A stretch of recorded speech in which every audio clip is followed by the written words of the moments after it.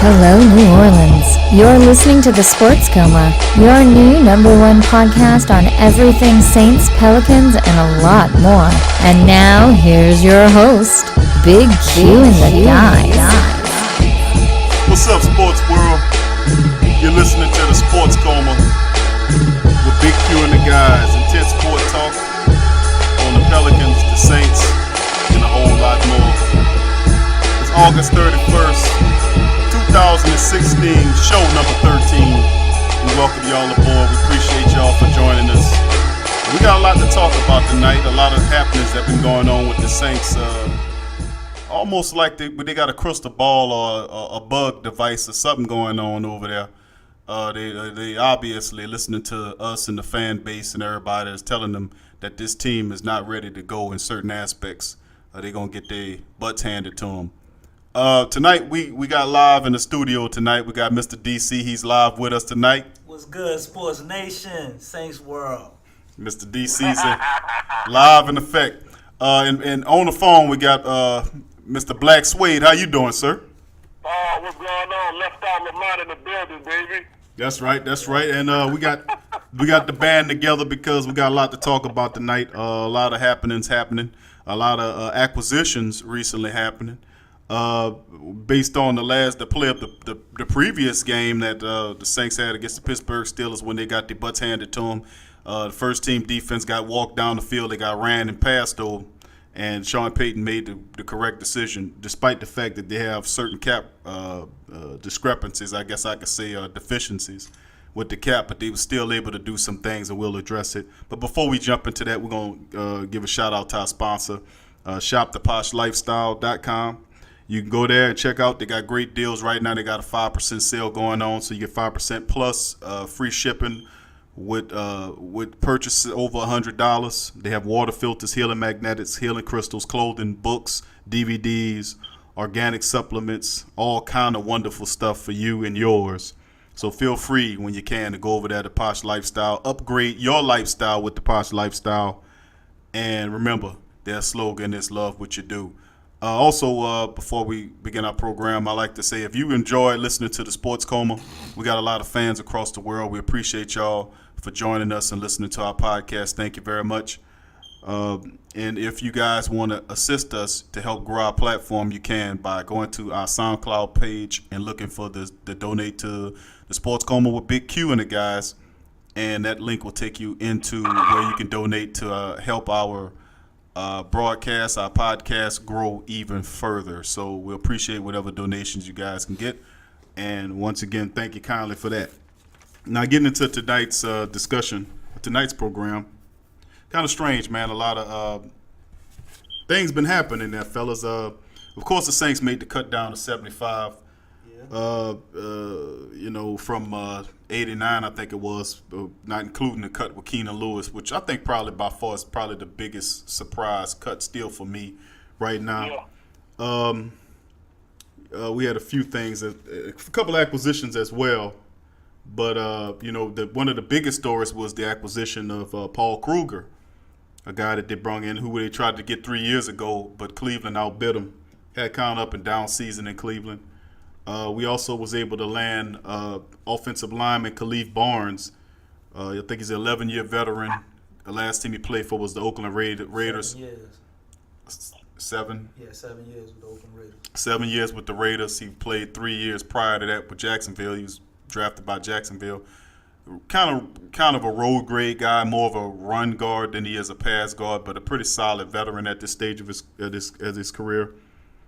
Also, the team picked up Chris McCain, a very seldom used guy who kind of a 6'5" guy, similar to Gawapchum. They kind of mirror each other, so I guess Sean Payton kind of looking for that hybrid defensive end / linebacker with those type of guys. And I'm gonna let the guys chime in and tell me which one of these acquisitions, what do they think of some of these guys that the Mickey Loomis and Sean Payton brought in. We'll start with you, DC. Which one of these guys you think will make an impact with the Saints soon?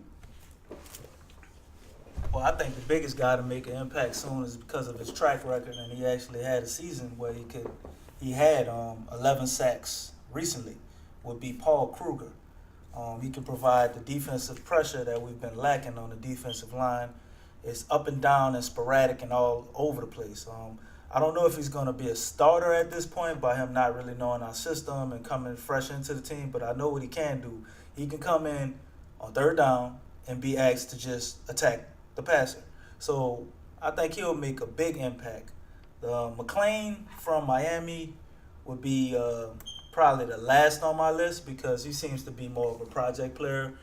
Maybe he could surprise us. You never know when he gets his shot at the preseason game on this fourth game. We'll see what he can do. But Matt Barnes, I don't know if maybe did I say that right? Khalif Barnes, I'm sorry. He would be the number 2 guy on my list because he's a savvy veteran. He's obviously must be good at what he does. He's been kept by the Oakland Raiders for 7 years. So they must really like that guy. He can play tackle and guard, 2 positions that we're having issues with. Maybe that put a little pressure on Zach Strief. Andrews Pete can go to the other side, and we'll have a guy that we can immediately maybe plug into the right side, or he can slowly work his way into the rotation once he learns the offense and the cadences and everything. So I think everybody should be real happy and upbeat right now about this. We had issues. It's the preseason. The team had a really down game where they looked horrible. They didn't look extremely great in the other 2 preseason games. And we've seen our team do what we would expect them to do and every fan would want them to do, which is make adjustments. So this is nothing but good news, man. There's no doom and gloom today. Well, we're looking at Paul Kruger's contract reported by ESPN that it's a 1-year deal with the Saints, $3 million. It could be worth up to $5 million with incentives. And we're going to know this probably going to be like a Mickey Mouse Loomis deal because according to a hard cap situation, they're showing less than $100,000 on their cap. So it's going to be some finagling going on. Suede, which one of these guys you like the most? I definitely like the acquisition of the offensive lineman, Khalif Barnes. I think, any kind of help you get for that line, as we discussed before, it'll make a definite effect on it. And Khalif Barnes does have a pretty decent track record, which I'm in love with that acquisition. But even more, I do love Kruger.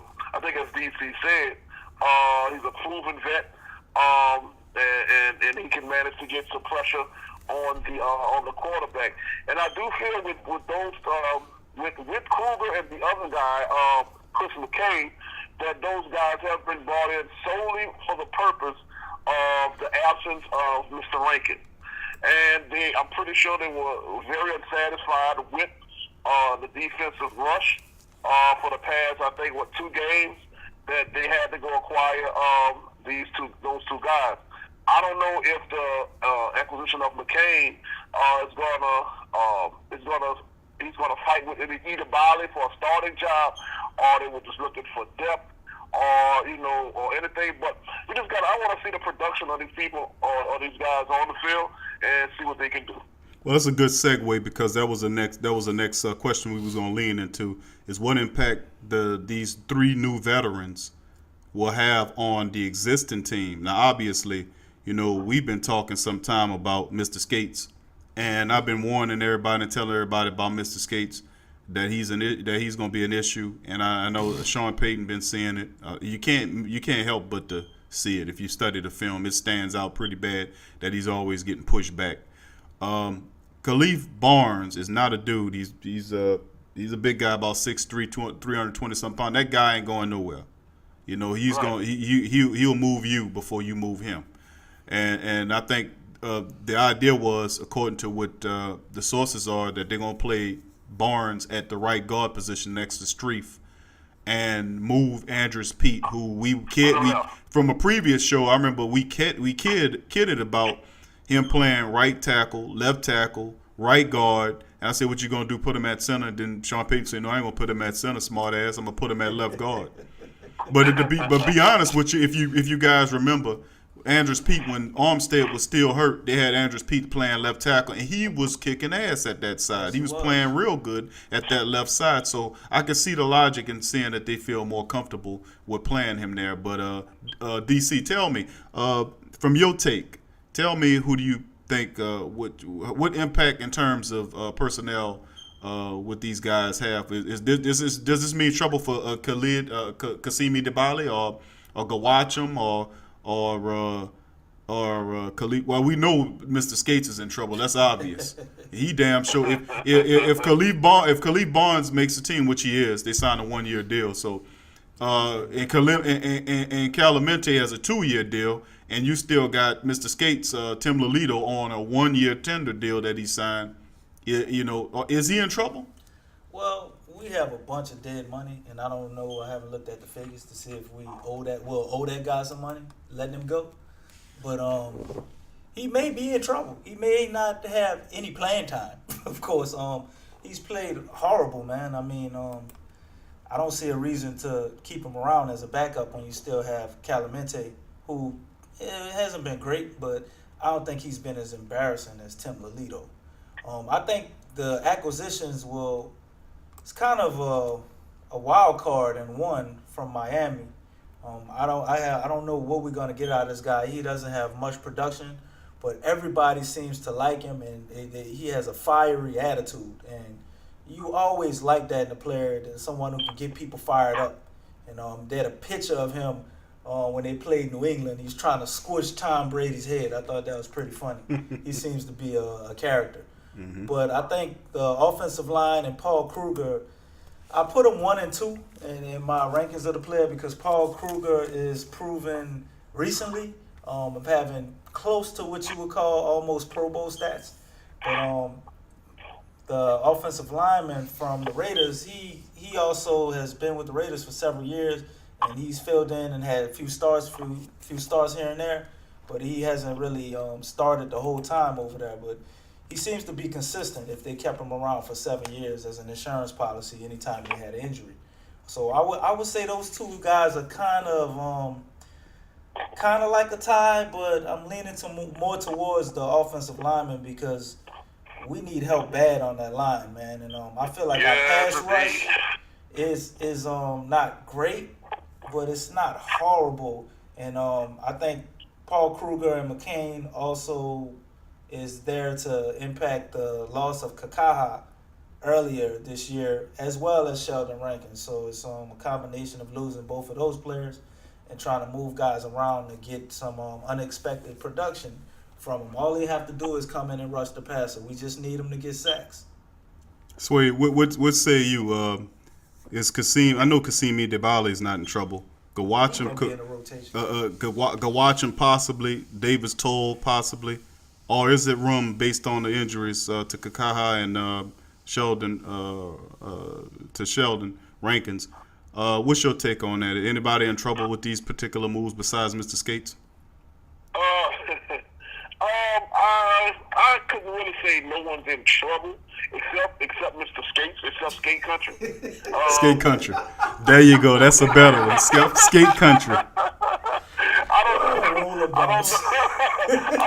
anyone's really Skate Country. in trouble. Skate Country. I don't know if anyone's really in trouble here. Like I said, it's very difficult to kind of guess what they're gonna do, if they're gonna just use these guys just for depth. But we'll see. We'll see. Yeah, we will. Well, I know. I'm gonna let you finish your thought on the side of the break. Sway, we about to hit the break. But once we come out of that break, we're gonna let you finish your point.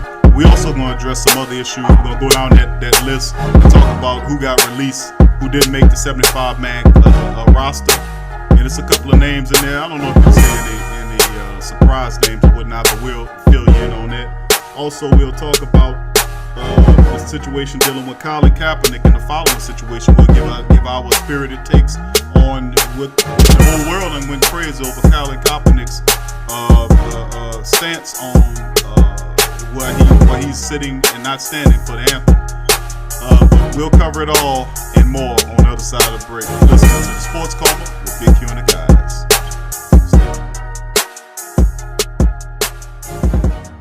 When winter is gone, so spring on over to We've Got It, your low-price, high-class leader. That's right, come in now and take advantage of our everyday bundle deals on any 3 bundles. 12 to 16 inches, $130. 18 to 22 inches, $155. And 24 to 30 inches, $185. We've Got It. 495 Voters Road in Slidell. 985-445-1400. That's 985-445-1400. I'm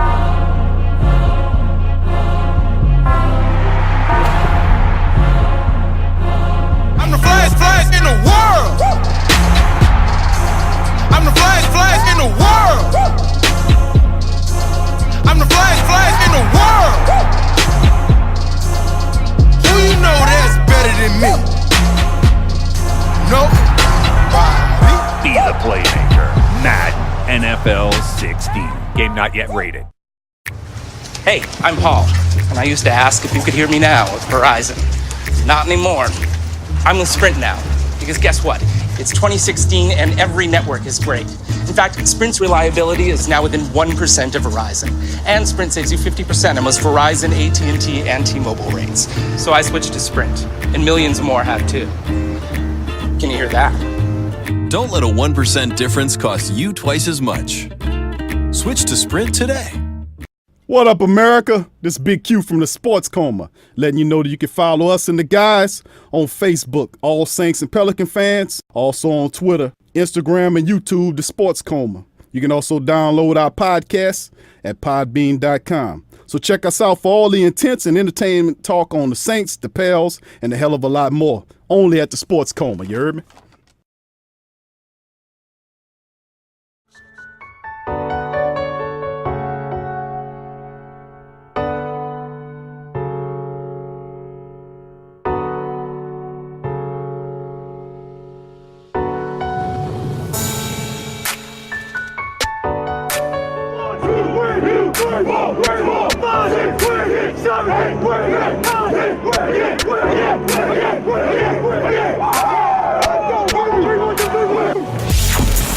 Get ready, New Orleans. It's time for the Sports Coma with Big Q and the guys, telling you everything you need to know about the Saints, Pelicans, and a whole lot more. I ain't gonna say it no more.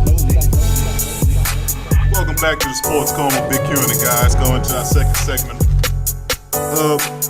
We'll talk about Chris McCain, young defensive end from Miami. Of course, it's the second trade that we've committed with Miami. Of course, you remember we got rid of Kenny Steele, sent him out there.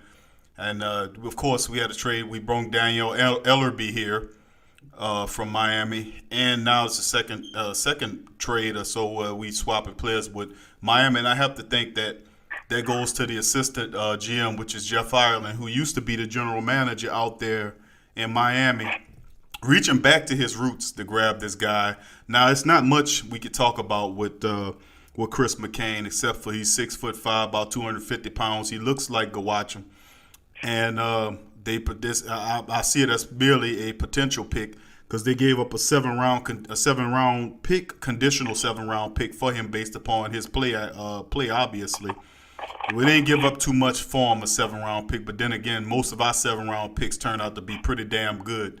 Looking at Marcus Colston and potentially Marcus Murphy. But, Suede, going back into your topic, allowing you to finish your take on your previous comment, sir.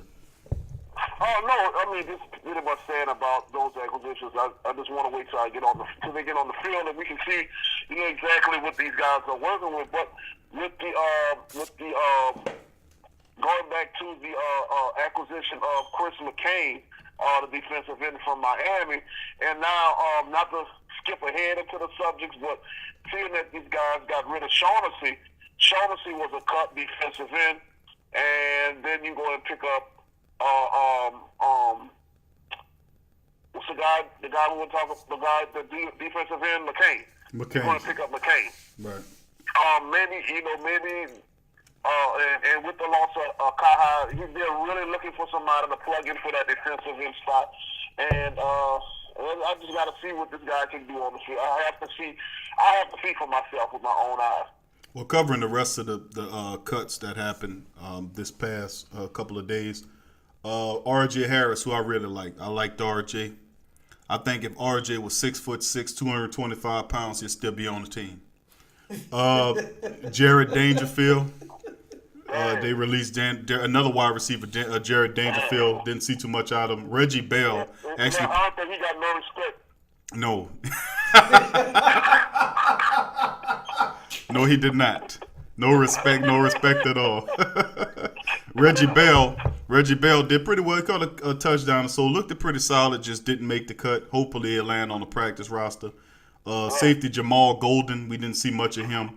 Tight end Rashawn Allen, we seen too much of him. We knew what time it was with him. He knew it too. Dropping game-winning balls. Fullback Sion Homer, I thought he'd stick around just because of the name. He didn't, of course. When John Cooley came in, that was done. Caleb Ooze, who was a defensive tackle from last year, converted to an offensive lineman this year to try to make the team. Didn't work. Don't forget the guy they just signed, Chris Holland, the long snapper. They signed him as soon as they cut. Was it Keenan Lewis they cut? And then signed long snapper Chris Holland. Yes.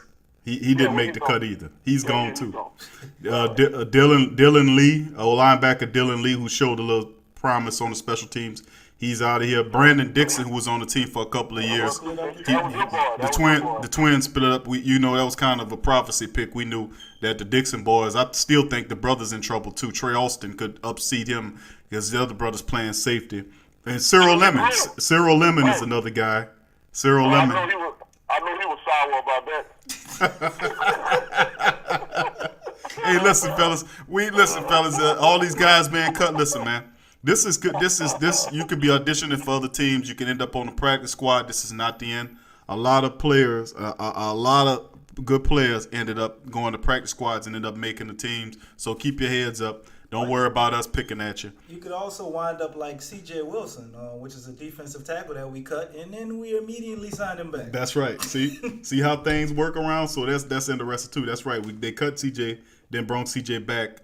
Of course, we need those defensive linemen. Also, Jimmy Pruitt, who we really are high on. Jimmy Pruitt, he was coming to one of those young cornerbacks from San Jose State. He was injured, right? He got injured, so the Saints put him waived him. They put him on the IR. Tony Stewart, who we didn't see too much of. Tony Stewart, the linebacker, he was also released. And like I said, that's pretty much all of the trades as you guys can see. Not much to talk about right there. Cyril Lemon, I thought Cyril Lemon would have an opportunity to kind of sweeten himself in this team. It just did. I guess it didn't work, but it didn't work. But we looking at it and we saying I don't see anything in particular out of any of those cuts that I'm real upset about. Now R.J. Harris, I like R.J. I think R.J. should have been a guy that should have stuck around, but no doubt about it, I think he'll be a guy that clears the practice roster. Go ahead, Swade. You got something to add to that? No, just to be honest, man. You already know, man. I'm roughly honest. I mean, with most of these names, if they didn't show up for the next game, I wouldn't even know they were missing. Right. You know, with Cyril Leonard, I mean, that was a guy you thought he was. You definitely thought he was going to get in there because he showed some promise. But I mean, I don't understand why they wouldn't keep him anywhere. It's not like you have top notch at that position. Like, I don't know. Maybe he just didn't show that much promise to him. I think what really hurt Cyril Lemon was the fact that Landon Turner came on the scene. When they picked up Landon Turner, they got big plans for Landon. He might not make an impact this year, barring injury. But Landon Turner is definitely a player that the Saints like, and Cyril Lemon just couldn't stand in his way. I think Turner's going to probably be might be a potential starter. And Jack Allen, those two guys, two All-American guys they picked up after the draft was over as college free agents. I think those guys going to make major contributions because I really don't think that the Saints will sign Max Unger. He won't be signed back because the Saints do not pay their centers. This is just an establishment fact with the Saints. They don't pay their centers. Also, on injury news, cover some injury news. We just talked about young Jimmy Pruitt, but also another cornerback in DB, Damian Swan, who just can't seem to get it right. 3 concussions last year, banged up, showed tremendous promise. 3 concussions last year. He came back, fought back this year. Still dealing with injuries early. Got into the game, looked terrible. I just have to say, Damian Swine. It wasn't nothing graceful about his performance through this preseason. His season is over with. His season is over with. He has a what is this called here? He has a what is this? Whatever he has to be something with the bone from the doctor he went to. They call it an abductor strain, but we looked it up on the medical in a medical encyclopedia. It ties to the groin area, so that's not gonna work, and they end up putting him on the IR, so he's done for the year. Too bad for Damian Swine, but that also gives the ability to Devontae Harris and Ken Crawley, and definitely I think the bigger role will be played by Cortland Finnegan. I think he is just fell right into a good mix. And let me add into that, and I'm gonna let you comment on it too, DC, and what you think about it. Cortland Finnegan comes in here to help out and give a veteran edge after Keenan Lewis is released. Not only did he replace Keenan Lewis, Keenan Lewis was still there when we got Cortland. No, I'm saying not overall. With Keenan Lewis being released, Cortland basically takes his spot as the top veteran of the group, the more experienced veteran of the group. He even took his number. Now he's wearing number 21 now. Wow. So yes, and he moves fast. But anyway, the whole bottom line is, you have Cortland Finnegan in here. You didn't have you bring in Paul Kruger. Then you have Khalif Barnes, and then McCain, which I don't think I'm gonna put McCain in there as something he'll make a serious impact versus those 3 other guys.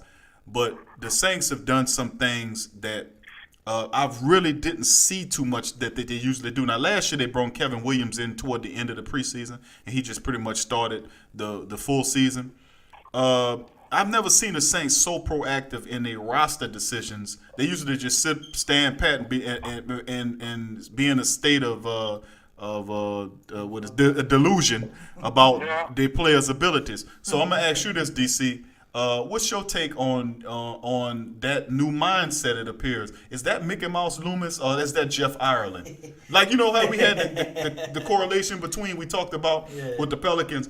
Is it Dale Demps or is it the other fellow, Danny Ferry? So this is a situation. Are these moves Mickey Loomis? Or is this Jeff Ireland? I know for a fact the Miami Dolphin move was Jeff Ireland. Well, that's him reaching back to his roots. What's your take on it? You see Jeff Ireland's fingerprints all over it if you can recognize the Miami Dolphin move, and then you understand. I believe that was that the first move? Well, no, he actually was Matt Daniel Ellerby. I keep calling him Matt, man. Barnes. Yeah. Barnes guy. Who came first? But he also got Daniel Ellerby, like you said, last year. We gave them Kenny Stills, which seemed to be a fair trade. It's kind of even. But I think it's a combination of both. We can't totally cut out Mickey Mouse Loomis. He did give us some great players to provide us with a Super Bowl run. But as of late, we got a lot of stuff going on. But Jeff Ireland seems to be coming through with his connections in Miami and making that deal for McCain, and then we go and get Barnes, and then we turn around and get Kruger. This, to me, is a little different mindset because I noted on I think 2 of the previous shows that we weren't totally in trouble yet because the Saints usually do their cuts and then they pick up a free agent or so. I was expecting them maybe to get one player, like maybe we get a guy for the line or something. But they went out and totally shocked, I think, all the fans, and they went and got 3 guys that could possibly be making an impact come week 1. It's amazing to me, man. You take a look at it, and we've been following this team for a very long time, and I've never seen nothing like it. They might add a veteran too to kind of reinforce the depth situation, but to go and get an offensive lineman, they ain't signed Khalif Barnes to sit behind Mr. Skates or Skate Country and watch him play for 1 year. He gonna push. That's right. He's gonna push Skate Country clean out of the position. And that's just what I see. Now, as far as Kruger, you're not going to give Kruger $3 to $6 million to sit behind Kadimi Edebali. It won't happen. Kruger is obviously going to take that position. But we'll talk about that more, and then also we'll get into the Colin Kaepernick situation on the other side of the break. You're listening to the Sports Coma with Big Q and the guys. Stay tight. Nah, man. I'm not retiring. I'll still break that old man's ankles. I'm still gonna knock down turnaround jumpers all day. That ain't changing. Man, I drop threes on them all night long. All night. All night. I'll drain threes on you all night. Man, I dropped 82 on you. I've been Kobe for like 14 years. I've been him for 16 years. I won like 15 championships. I've been Kobe for as long as I can remember. Dude, you're 8. Nah, man. I'm not retiring. I hate Kobe Bryant. I love that mamba face. I hate that Mamba face. I'll dunk on fools. I'll still hate Kobe Bryant. I'm still gonna hate him. He's not done. This doesn't change a thing. I am Kobe. I am Kobe. I am Kobe Bryant. I'll still be Kobe Bryant.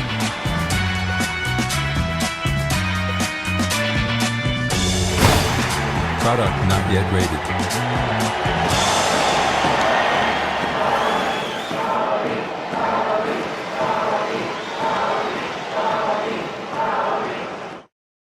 The Six, Raptors, Diamond, Key, New Ride, Old Ride, Bad Times, Good Times, Young Money, New Money, OVO, 29, 29, 29, Best I Ever Had, Worst Behavior, Old Crib, New Crib, October, Sound, Festival, Album Time Again or Acting Time Again, My Friend, My Friends, Younger Me, Older Me, Me as Manny, Me as Jimmy, Me as Drake. What up, America? This is Big Q from the Sports Coma, letting you know that you can follow us and the guys on Facebook, All Saints and Pelican fans, also on Twitter, Instagram, and YouTube, the Sports Coma. You can also download our podcast at podbean.com. So check us out for all the intense and entertainment talk on the Saints, the Pels, and a hell of a lot more. Only at the Sports Coma, you heard me?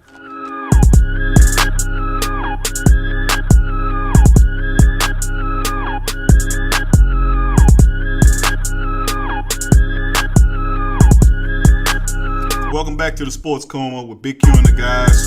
Coming off break, going into our third segment. Well, let's Wade comment on who he feels, or more in particular, driving his team.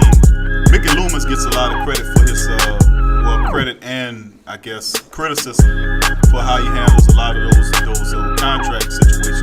And I'll be the first one to tell you, man, I don't see too many general managers. You know, I'm gonna be honest with you. I don't see no general managers operating like Mickey Loomis. You know, you got $35 million. I'm looking at a cap figure, $35+ million of dead money, and possibly, yes, you're right, DC, it couldn't go up. And you're seeing how you're backloading contracts, paying probably what me and DC was saying offline was about how they're going to be able to do that. Maybe cut a player or two to get the fit Kruger into the team. Being that they have less than $100,000 on the cap, and they offering him $3 million with potentially $5 million for 1 year. So that, a lot of that obviously gonna convert, like me and DC was talking about. And he made mention of the fact that, you know, one of Mickey Loomis's favorite techniques is to convert a large portion of that into a signing bonus. So, you know, and then a small portion of that will probably be anywhere between $300,000 to $500,000, a minimum of that contract for the year. And then the rest of the incentive will be on the back end of the deal. And ta-da, that's that pie that Mickey Loomis likes to make. And that pie, guess what? Often than not, he gets it, and somebody end up doing one of them Three Stooges deal when they slam the pie in their face and he stand there looking stupid.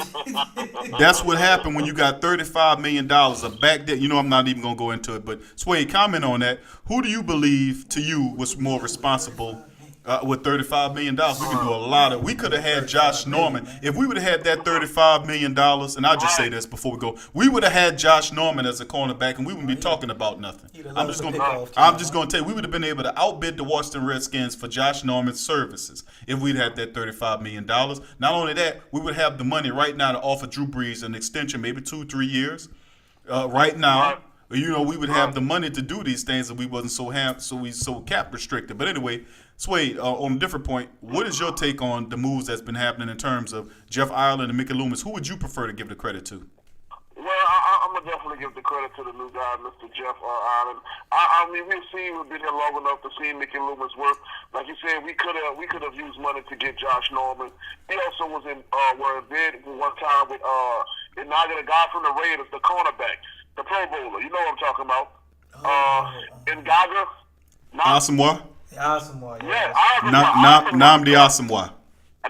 Kelly Washington. To get them. Hey, we ended up not getting them. He makes a lot of crazy moves and then ends up like the moves vanish and the money becomes dirty, dead money, and you don't know what the hell just happened. Why did you even sign him in the first place? A la Champ Bailey. A lot of people that what happened to these Brandon guys. Browner. So Brandon Browner. What's the Jason David? The other guy that came from the safety from the Bengals. He started with a Z. I can't even remember this guy's name. But I mean, Castleburn. Yeah, like, well, I'm saying for what, I do give credit to their scouting team. He has a good scouting team, but as far as it comes to these contracts... You mean now he has a good scouting team because we fired all those guys. He cleaned them out. Right, Mickey Loomis is the type of guy to sell salt water in the middle of the Pacific Ocean. I don't understand what he's done. But you know what? I tell you what, I'm definitely going to give these acquisitions to Jeff Ireland because they make sense. They make sense in plug-ins, and we gotta just make sure, that we try to kill this deficit, man. We in debt, man. All right. Well, let me ask you this. I appreciate that comment. Going ahead, we got a game against the Baltimore Ravens coming up tomorrow, Thursday at 7:00 here in the Mercedes-Benz Superdome. My take on it is they're playing the same team they played last week, but meaner and nastier. Not as good offense though. I like Baltimore. I think Baltimore is they have a question mark at running back. Flacco to me is solid and serviceable, a little bit more than serviceable. We know what Steve Smith likes to do. We know Steve Smith's a guy. He always have tremendous success against the Saints in any uniform, no matter what it is. You can dress him up as a Cleveland Brown. He's still gonna roast you for 200 yards if you are in a Saints uniform. It's just he shines on us for whatever reason. What's your take? What is your take, DC? Tell me what you think. Preview the game for me. What do you think is going to happen? Give me your take on the game tomorrow with Pittsburgh. Well, the one definite thing that I think is going to happen, I watched our defense last week take maybe about 2 or 3 steps backwards.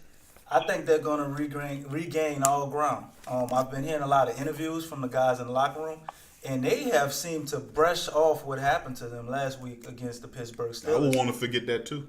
Yeah, but a lot of times people don't speak confidently. I actually listened to some of them speak, and they genuinely believe it. They believe it was an anomaly. They don't think, we should start burning Saints effigies. Yeah. So we don't need to pull the bags out and everything. So I think our defense, we can definitely look for them to take a step forward against an offense that is nowhere near as lethal as the Pittsburgh Steelers offense. But they are modeled in pretty much the same way. They are. They fit the same mold. The only thing I think the Ravens are missing, they don't have Le'Veon Bell. Right. So I think we'll definitely see our defense take a step forward. We can count on that. But on the offensive side of the ball, I don't know what to expect. I'm really looking forward to see if this Band-Aid is going to work on the offensive line. Moving Andrews Pete over to the left side was the thing I think would make sense. Anybody who's watched his career and at Stanford, he was always on the left side, so it would be a little more comfortable for him. So he should definitely improve. I don't know how much big of an improvement he'll make.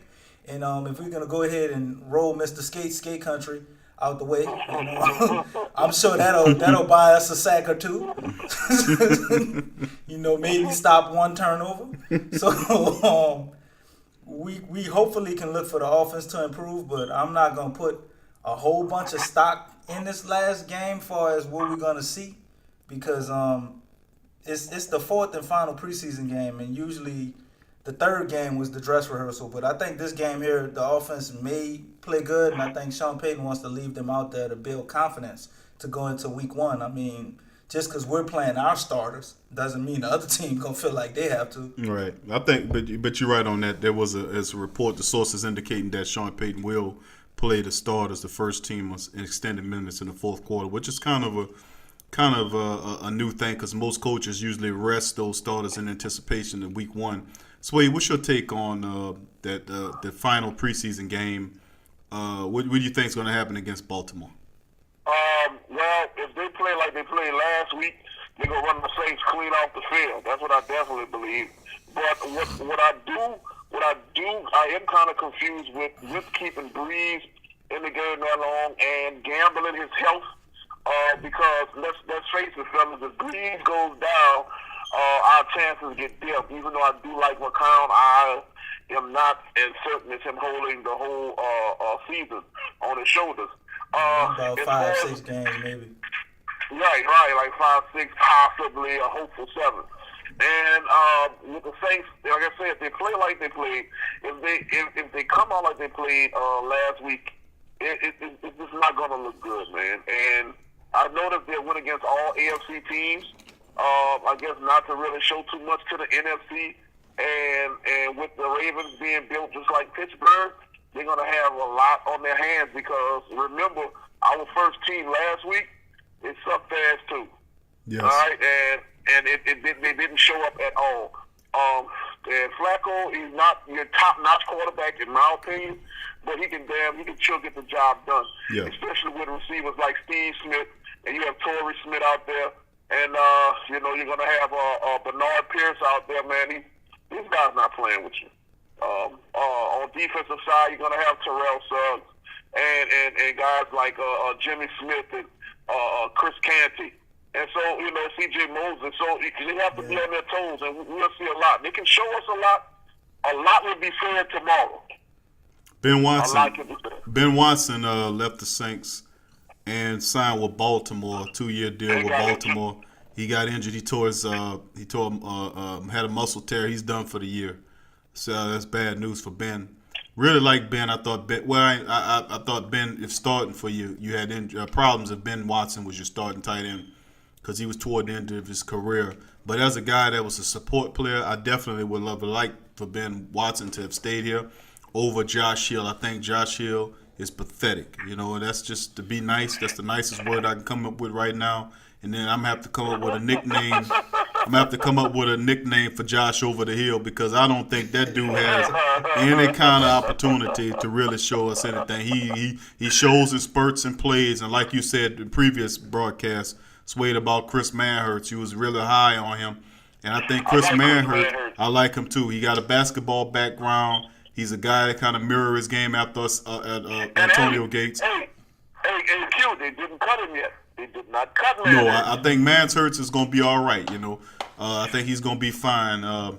Hooman, we hadn't heard anything. We're still monitoring the injury to Hooman, and he got rolled up on, and that we haven't heard anything from him. So possibly in the next couple of days we'll know, what's going on with him. But that's bad news for him. That's good news for Chris Manhertz, because that allows him to kind of occupy that roster spot until we know definitely. But it don't look good for Hooman in any stretch of the imagination. Want to add to that, DC? Yeah, maybe he can leapfrog the wise guy known as Josh Hill. I think him and Zach Strief are definitely running mates. It's that click. Yeah, they gotta be best friends or something. It's that click. They're underperforming, but they're still here, and they still have significant roles. So hopefully we can slide in Manhertz at that number 2 tight end spot, man. Kobe Fleener can catch his stride and draw attention, and you have Manhertz coming in that double tight end set, man. I think he can catch a couple of touchdowns. He's proven he can catch the ball, so we won't have any problems with him there. I don't know how good he is at protection. Maybe he needs to work on that a little bit more. Sweet, go ahead, Sweet. Oh no, I was just saying, with those guys being on that team, is the Bengals coach still coaching for the Bengals? Yes. Right, Marvin Lewis. Yeah, I tell you what, I do like Manhertz. I think his future's bright with the Saints. I think that Sean Payton, I gotta give him credit for that. because he's seen him when he brought him in last year that he could really be a person that give that bring athleticism to the tight end position. We'll talk about, we'll talk about coming into our next break, about to go into our break. Going to our final segment, we're going to talk about Colin Kaepernick's comments and his actions about sitting down for the national anthem instead of standing up. He's sitting down for the cause of defending black people. We'll talk about it on the side of the break. You're rapping with the Sports Coma with Big Q and the guys. Stay tuned. Hey, this Suede. I'm about to tune you in. I'll cue you into your one-stop online shop for all your health essentials. Your vitamins, your water filters, healing magnetics, hygiene products, healing crystals, and jewelry. For all this and more, just log into theposhlifestyle.com. Once again, that is theposhlifestyle.com. There's no one road out there. No one surface. No one speed. No one way of driving on each and every road. But there is one car that can conquer them all. The Mercedes-Benz C-Class. 5 driving modes let you customize the steering, shift points, and suspension to fit the mood you're in and the road you're on. The 2016 C-Class, starting at $38,950. Is it true Ciroc vodka makes the best flavors in the world? Take one sip of the lush wildness of Ciroc Red Berry. One taste of the intense ripeness of Ciroc Peach. Even one drop of the explosive freshness of Ciroc Coconut. And the truth will come to your lips. Ciroc Ultra Premium flavors. One sip is all it takes to taste true perfection. Available in the Red Berry, Coconut, and Peach. Ciroc, nothing tastes better than the truth. Bud Light Party believes in change. That's why Bud Light has a new look, and we want to share it with everyone. From our national parks to our furthest shores,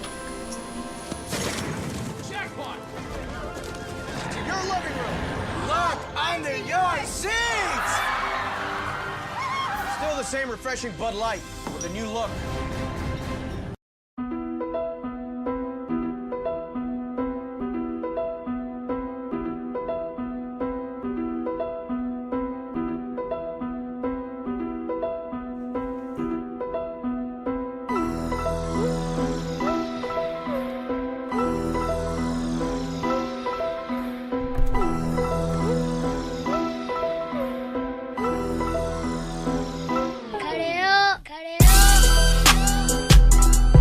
Back to the Sports Coma with Big Q and the guys. Going into our final segment.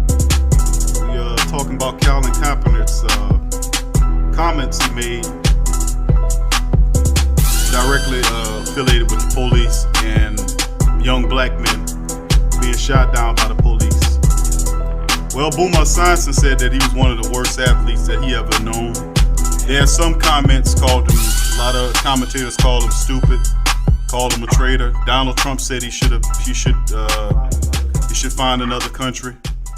Also, there were other comments made toward Colin Kaepernick. I heard people refer to him, compare him to Ray Caruth. Now, if anybody remember Ray Caruth was a wide receiver. He came from the Colorado Buffaloes. He was drafted in the first round by the Carolina Panthers in the mid-90s. Ray Caruth was a wide receiver. He was a pretty damn good wide receiver, too. He had got a young woman pregnant, young sister pregnant, and instead of him manning up and doing the right thing, he decided to concoct a scheme to pay a hitman to kill the woman with the pregnant child, in which that's exactly what the hitman did. The hitman literally then turned on him as well when he was caught, and he ended up going to prison for a very long time. To this day, Ray Caruth is sitting his ass where he belonged, in prison.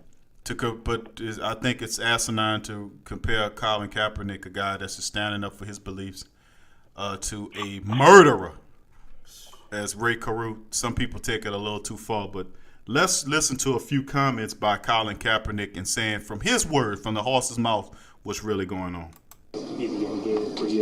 That's basically. Ultimately, it's to bring awareness and make people realize what's really going on in this country. There are a lot of things that are going on that are unjust, people aren't being held accountable for, and that's something that needs to change. That's something that, this country stands for freedom, liberty, justice for all, and it's not happening for all right now. Is this something that's evolved as a philosophy in your mind, and how has this kind of progressed that you make a stand like this? It's something that I've seen, I've felt, wasn't quite sure how to deal with originally, and it is something that's evolved. It's something as I've gained more knowledge about, what's going on in this country in the past, what's going on currently. These aren't new situations. This isn't new ground. It's things that have gone on in this country for years and years and have never been addressed, and they need to be. Will you continue, Colin, to sit? Will you continue to sit? Yes, I'll continue to sit. I'm going to continue to stand with the people that are being oppressed. To me, this is something that has to change. And when there's significant change, and I feel like that flag represents what it's supposed to represent, and this country is representing people the way that it's supposed to, I'll stand. Specifically, what would you like to see change in order for you to stand? There's a lot of things that need to change. One specifically is police brutality. There's people being murdered unjustly and not being held accountable. Cops are getting paid leave for killing people. That's not right. That's not right by anyone's standards. Colin, so many people see the flag as kind of a symbol of military. How do you view it, and what do you say to those people? I have great respect for men and women that have fought for this country. I have family, I have friends that have gone and fought for this country. And they fight for freedom. They fight for the people. They fight for liberty and justice for everyone. And that's not happening. I mean, people are dying in vain because this country isn't holding their end of the bargain up as far as, giving freedom and justice and liberty to everybody. It's something that's not happening. And I've seen videos, I've seen circumstances where men and women that have been in the military have come back and been treated unjustly by the country they fought for and have been murdered by the country they fought for on our land. That's not right. Do you personally feel oppressed? Personally? There have been situations where I feel like I've been ill-treated, yes, but this stand wasn't for me. This stand wasn't because I feel like I'm being put down in any kind of way. This is because I'm seeing things happen to people that don't have a voice, people that don't have a platform to talk and have their voices heard and affect change. So I'm in a position where I can do that, and I'm going to do that for people that can't. Is this the first year that you haven't stood up? Would you do it other years, or is this the first time? This year's the first year that I've done this. You did all the preseason games so far? Yes. This is the first time it was noticed? Yes. How did your teammates respond when you explained yourself today, and what was the support like for you? The support I've got from my teammates has been great. I think a lot of my teammates come from areas where this might be a situation. Their families might be put in this situation. It's something that I've had a lot of people come up to me and say, I really respect you for what you're doing and what you're standing for. So to me, that's something that I know what I'm doing what's right, and I know other people see what I'm doing is right. It's something that we have to come together, we have to unite, we have to unify and make a change. Okay, that's Colin Kaepernick speaking about his commentary on police brutality on young black men and minorities in period. Kaepernick makes a lot of great points. We're gonna have an extended area to deal with this important topic, being this is such a hot topic. If you listen to the rest of his interview, he goes into and explain to you. He's very educated on what he's talking about. He's not just spitting off a bunch of stuff for whatever. He's very educated. He talks about the comparison of the training that most police get versus other smaller professions that don't. That's right. Cosmetologists get more training than most police officers. He was very thorough in breaking that down in that interview. What's interesting to me is about the ability, and opinions are like noses. Everybody have some. We all heard that saying. My particular thing is I see the narrative of what Colin Kaepernick's being doing is being totally turned away from the subject matter, which is the police, the brutality and the shooting and killing, unjust shooting and killing of minorities by the police department. That is the stand. Not about the flag, not about patriotism, not about none of that stuff. What he's talking strictly about is the issues dealing with the police brutalities and killings and unjustified shootings of my blacks and minorities in poor communities, ethnic communities across the United States. Now, I'm going to get y'all guys' takes on it, DC. We're going to start with you. Based on other stuff and other interviews you heard with Colin Kaepernick, you heard people like Boomer Science come out and says that he's one of the worst athletes that he's ever seen before, and they had other athletes, other commentators that called him stupid, called him foolish. They made it racial. What's your opinion, your honest opinion on the Colin Kaepernick situation? Then we'll let Swade do his thing. And I feel like they're trying to take an honest and sincere brother. He seems to be taking a lot of flack for speaking the truth. I mean, no one I've heard speaks directly on what he's saying.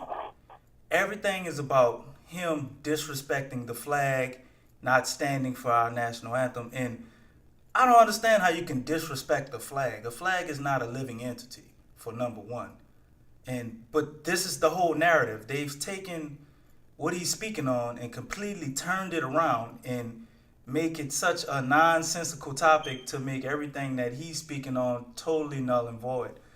They're getting the input from all players, and the guys are scared to speak up. Everybody seems to want to buck dance and toe the line. I seen an interview from my man Cam Newton. I like Cam, even though he's in our division. I hope we sack him. He has horrible games against the Saints. But amen. He basically never answered the question. They asked him how he feels about it. He says, who am I to say he's wrong? And who am I to say he's right? Then we have our man Drew Brees, and this is the going theme. This is how you know who's backing the agenda and who's not. Everyone is saying the same damn thing. I agree with his fight, but I do not agree with his method. It's like this is the slogan. And you know what? Me being a sensible person, and I try to look at everybody's point of view. I feel like God has blessed me to be able to look at life through the other person's eyes. How can you say something, you agree with their fight, but you don't agree with the method, and then you do not provide a method in which the brother should have done it? So basically, to me, you're saying, don't do nothing. Well, I mean, what are you doing? Mr. I don't agree with his method. What is your method? They don't say anything. And I think it's completely unfair. He's been being treated unjustly. And I think the fact that he's having like a downward spiral, so to speak, in his career doesn't do him any justice, because they go with he's a horrible athlete and all this. And I don't understand how the guy can be a horrible athlete and he has the damn record for rushing for the most yards in the game by a quarterback. He's not a horrible athlete. So I wonder what's going on in that locker room in San Francisco. I wonder what's going on in that building in San Francisco for this brother to be so bold and step up right now. I mean, he seems to be educated and knowledgeable on the subject, and right now it seems he can't take it anymore. So maybe I don't want to step out on a limb. Maybe something is up with Chip Kelly. Maybe Chip Kelly, a lot of the players said he's racial and different things like that. Maybe that's an added dynamic to what Colin Kaepernick may be experiencing, and he feels he can't take it anymore, and maybe he should stand up. It's odd because we look and we have when subjects and matters like this rear their head. I'm gonna give you a chance to expound on that, Swade, in great detail. Looking at the situation dealing with when Jerry Rice came out and made comments about not agreeing with Colin Kaepernick, and I've been following Jerry Rice. Jerry Rice has been a man that's not really said too much things about racial injustice, and he stood up against Colin Kaepernick, saying that he should always, regardless of whatever it is, he should continue to not disrespect the flag of our nation. That could have been a political statement. Most athletes do that. They do that to keep their money coming. They honor more the money, business side toward a guy like Kaepernick, who obviously, right now, he's not really at the top of his game. Right now, he's basically about to lose his starting job to the backup quarterback, who I can't even recall his name right now. Blaine Gabbert of all people, Blaine Gabbert. He's losing his starting job too. But I think probably if I look into the crystal ball, I don't think Colin Kaepernick will be in San Francisco too much longer. And I hope that his stand, I know that his stand won't stop him from seeking employment. There'll always be opportunities for a guy as talented as Colin Kaepernick. But anyway, let me ask you this way, going into overdrive on the Sports Coma. Tell me what you think about this whole situation dealing with Kaepernick, Jerry Rice, and other athletes like Tiki Barber in particular. Tiki Barber came out and made comments basically similar to the comments that Jerry Rice made about respecting the flag, not disrespecting the flag. Do your little protests or what have you, but don't disrespect the flag. What's your take on a situation where you have other black athletes who have the ability to be able to speak out against injustice, but who do toe the line? What's your take on this whole situation? Well, I'll say something about the athlete side of the thing as far as the protest. You know, it's a lot of, this is when you see who's the two-faced people, because the same people are the same athletes that can stand up there and say that they love what Jim Brown stood for, or they love what Muhammad Ali stood for, are the same people. How can you benchmark what Colin Kaepernick is doing? Because he's doing the same exact thing. He's standing up for what he believes in and making a statement. And so the same people that say they love those two athletes and for everything they stood for are the same ones that sit here and bash Colin Kaepernick. And that's ridiculous. This is the United States of America. And if he has a problem with something that's going on in the country, and he has no way he has a way to say or to feel, show how he feels about it, then he has a right to do whatever he wants, as long as it's not injuring or hurting anybody else. He wants to sit down and make a statement. He sat down, he made the statement. The country took it, they twisted it around, talking about he's disrespecting the flag. Now, I want anybody to say, you know what? They did not make an issue for what he is sitting down for. And now they're making this issue out of a black and white issue. And that's how it gets real dirty, and it covers everything once again, when in his statement, not once did I hear Colin Kaepernick say anything about a black man, black woman, white man, or white woman. He described them all as people. People are being hurt. People are being shot. People are not being held accountable. So what I really want everybody to really sit down and see how simple that his protest was, just to have a seat, not stand for the flag, and it gets all tarnished, and it tries to get covered up, and you get disillusioned, and you don't know really where the root comes from. Sit back, look at it, and look at the problem at hand. The problem at hand is the police brutality. What are we going to do about it as a country? When somebody can get together and we can talk about that and answer that, then we're getting somewhere. But until you come at me with the foolishness, with the flag, and if you want to go on, that's the same flag that beat us for hundreds of years, under that same flag right there. So until we can come to a discussion about the problem at hand, then, just don't get disillusioned. They have fans, I've seen pictures on fans burning Kaepernick's jersey because of his stance, and I just want people to understand that a lot of time when you're dealing with media operations, most media operations are honest. They have some grassroots organizations that are honest, but they got a lot of those other agencies that are not honest, and they do operate with an agenda, and that's to keep people at arms. Kaepernick's, I agree with you 100%, Swade and DC. I think we have to remember that the stance, what's the purpose of the stance, what's the reason for the stance, and the stance that the man is making is because of the killing of minorities by police. In the videos, there's videos damn near every day of trigger-happy police or people that shouldn't be police are armed with guns and trained, or better training, or better people skills should be trained to these people. when they out there to affect live. They're out there operating scared. Everybody's scared, and when there's fear everywhere, there's going to have issues like this because they've been trained to be scared, and the people are scared. They've been trained to put their hands up and prepare for this. It's just madness. And I think Kaepernick is doing the positive thing. Most athletes don't do, whether they're black or white. They don't like to get political. Michael Jordan was a guy who did that for years. He stayed out of that for years until quite recently when he finally gave money way down the line when his career was way over. So it's just how the business of it is. The business is to promote just to toe the line and, turn your head the other way. I have to applaud Kaepernick for his decision to do that because it potentially could affect his salary and endorsements as well. Like I said, they got ignorant people out there that's burning his jersey because he refuses. Putting a lot on the line. So, can I say something else too? Sure. I want everybody to get prepared too, because it's going to be a hard downfall for Colin. They're going to bash him every chance they get. His skills are not going to add up anymore. They're going to just bash him publicly about all kind of stuff, because now he can set a trend and he can wake people up.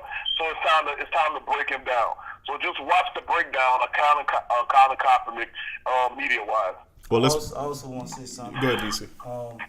Neither one of us has expressed sentiments to this brother. We've given him ups, but I just want to say God bless Colin Kaepernick, man. And athletes today are scared to make Muhammad Ali statements. Shout out to Nas.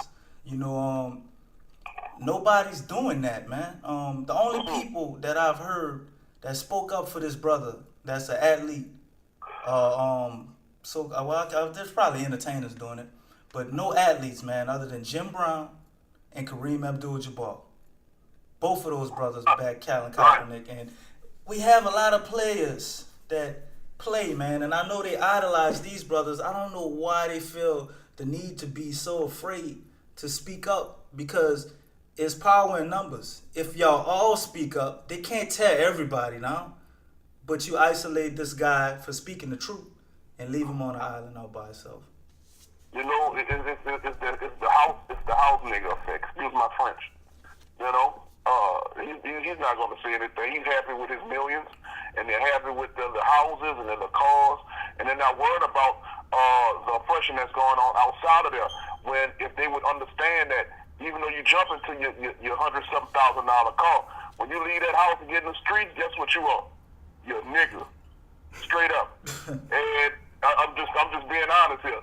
And it's not that it can't happen that policeman will look at you and say that he feels threatened by you, and then unload on you. Right. So the same thing, you're trying to protect your millions and your houses. It can all be vanished away. It can all be taken away with just that simple oppression by the police department. Well, the people gonna have the final say in that, because those same people are gonna be running and screaming for everybody to look and pay attention and to help them, and nobody ain't gonna care.